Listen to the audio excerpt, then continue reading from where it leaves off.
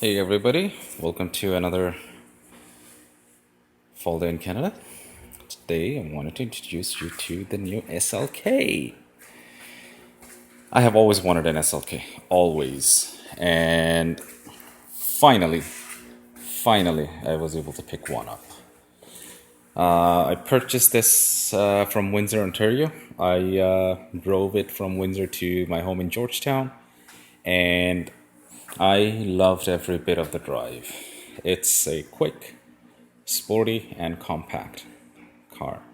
SLK stands for Swift, Light, and Compact. I think the K also stands for compressor. Compressor in German is supercharger. So it is the SLK230. It's the 2.3 liter supercharged.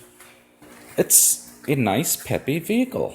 The brake feel is sometimes it's a little less comforting. Probably needs a little bit of attention at the brakes. Steering is amazing. I'm gonna get this stuff off. Other than I cannot have any complaints on this car. It's great. Second owner vehicle, lady driven since 2003, has always been maintained right. Has all the service record, 188,000 kilometers. K is good. The only problem is with any other Mercedes in that era, it's a 2001, so all the wheel wells will have rust because it has been driven all year round. It's just that's how it is. And basically the passenger rear wheel well has the worst, and that's about it. I love the swooping curve. This is the second gen SLK. So the first gen came on 99 and 2000, and a friend of mine does have the first gen, so I'm gonna try to figure out a way to make a video with her car. There are a couple of issues with the first gen, which has been addressed in this car. I'm going to make a buying guide video for SLKs, and I will explain all of that. And man, I love this hood. It has these two swooping curve. I don't know if you can see. It looks like it has a big, massive V8 under it, and that curve is, you need that space. It doesn't. It has a straight inline 4-cylinder. And also, I like the headlights. It's a little bit rounded. I don't know. I'm in love with the body shape. One thing maybe a little bit iffy was if the back was a little more rounded, which they did in the third gen. So the first gen back was pretty straightforward, pretty boxy, and Mercedes slowly got away from it. And yeah, well, let's go through the interior. Interior is not perfect.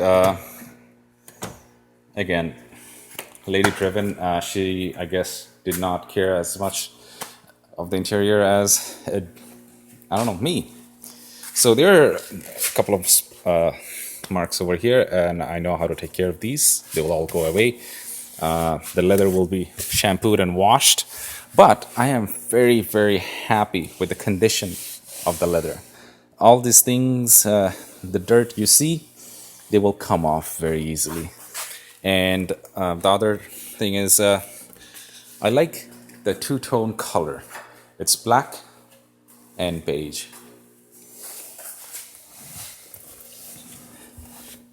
The instrument cluster is very classy. It has the chrome inserts with the white background.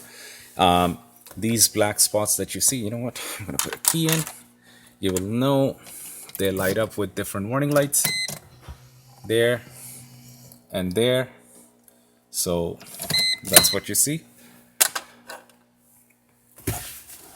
You know what? I'm going to do a detailed walk around. Interior view.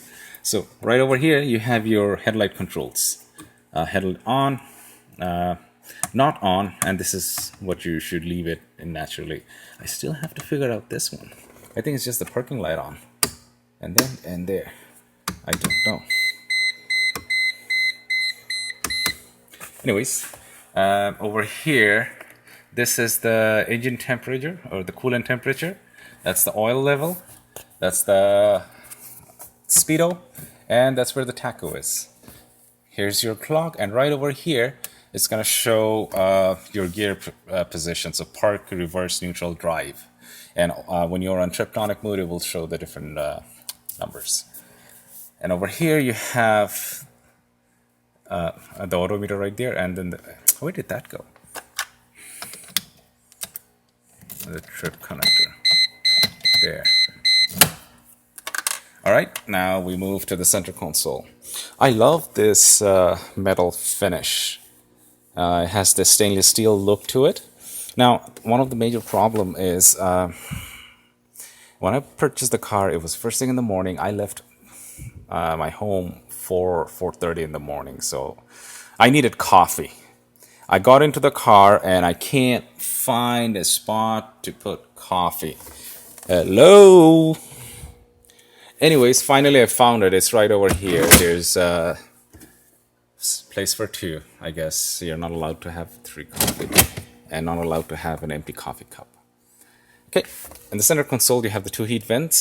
There's one heat vent over there. There's one heat vent over there to defog the side, the door window, and heat vents under the windshield. Over here is your driver side temperature control, passenger side temperature control, and this is the fan speed, and this is the control for where you want the air to come out. This is when you press that, it will defog the front screen. EC, it stands for economy. So when you press that, the AC compressor is not fully on. It works partially, so it's a little less draining on the engine, and yeah, you enjoy the drive better because it does put a little bit of strain on the drivetrain. And then this is the circulation. So you press that when you have your convertible top on, then the air stays inside. Next one is the aftermarket audio deck, which I'm not a big fan of. I would prefer to have the factory deck back here. The factory was Bose. By the way, all the sound system around in this car is everything's Bose. So why do I need a Kenwood $70 deck? Heated seats. I don't think I have cooled seats in here. I definitely heated.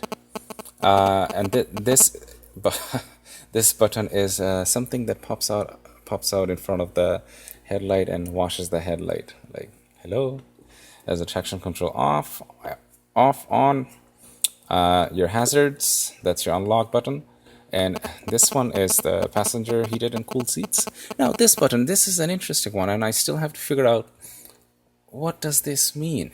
Now from the picture, I feel like when you are getting your vehicle towed through the back, so your front tires would be rolling, you press that button because it's a rear wheel drive, so you have to tow it from the back and front tires.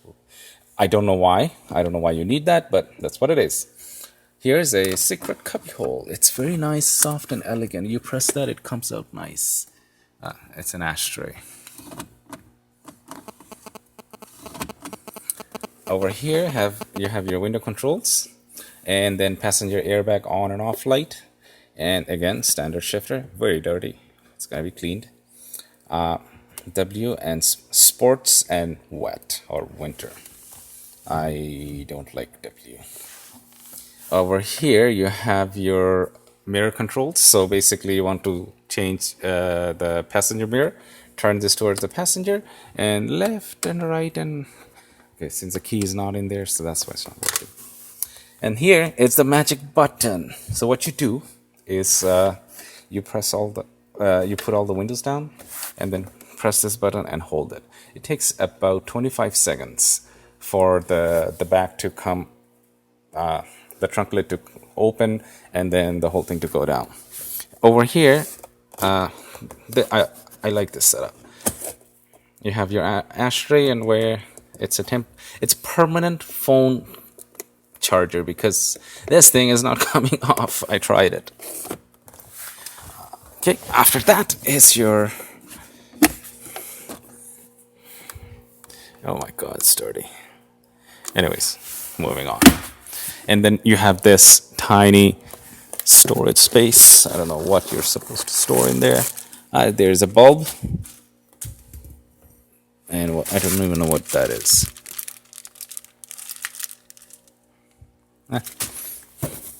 What else is in there? Yay.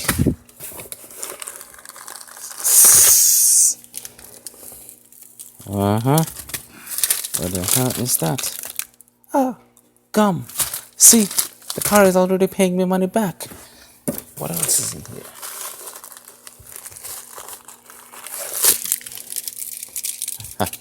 Okay, next. This. There's nothing fancy in there, it's just a spot. I am not a big fan of the dirt in the interior, which will be taken care of. And then here on this side, the first aid kit, the Mercedes first aid kit, and something else. I like this. You know, this is leather, and I like the quality of the leather. I think the interior is fantastic. One of the problem with this interior is I use a Tim Hortons couplet to keep this from flopping around. So this doesn't stay like that. I have to address this situation. That's gonna be addressed when the time is right. That's what it is. It's a detailed walk around of the SLK. Please like and subscribe to the channel for more awesome videos. Keep an eye out for all the upgrades / maintenance stuff that I will do. And I am going to have a giveaway. It's a pair of Raven aviator sunglasses, and I will choose the winner between December 20th to 24th, right before Christmas. And the winners will be chosen from people who subscribed to my channel and liked any of the videos. So please do that as soon as you can. If you have any questions, leave it in the comment section. I'll try to get back to you as soon as I can. All right, thank you and have a wonderful day.